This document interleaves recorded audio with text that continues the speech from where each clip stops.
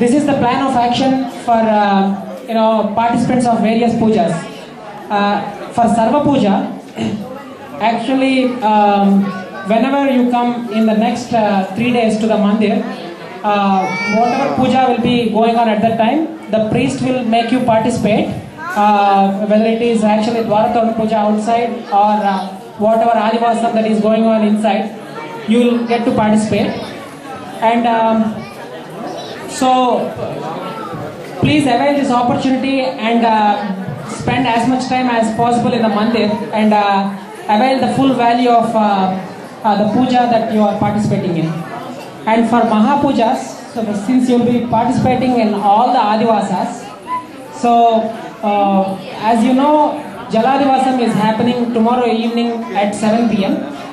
and Dhanyadivasam tentatively it will be at 11 a.m. on Wednesday morning.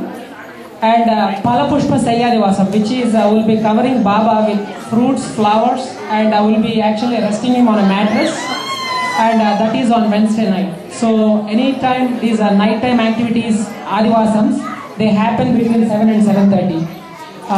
And what the priest just said is, whenever you come, yes, he will make you participate, but then he will not go back and do all the puja over. So you have to, it is your responsibility to report on time.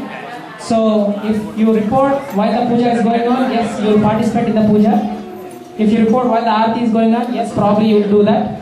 Otherwise, you will just go home with prasad, that's all. And so once again, for the Adivasa participants, so Jaladivasa participants, please pay attention. You will have to report once again in the mandir. It will be between 7 and 7:30 p.m. And we have plenty of participants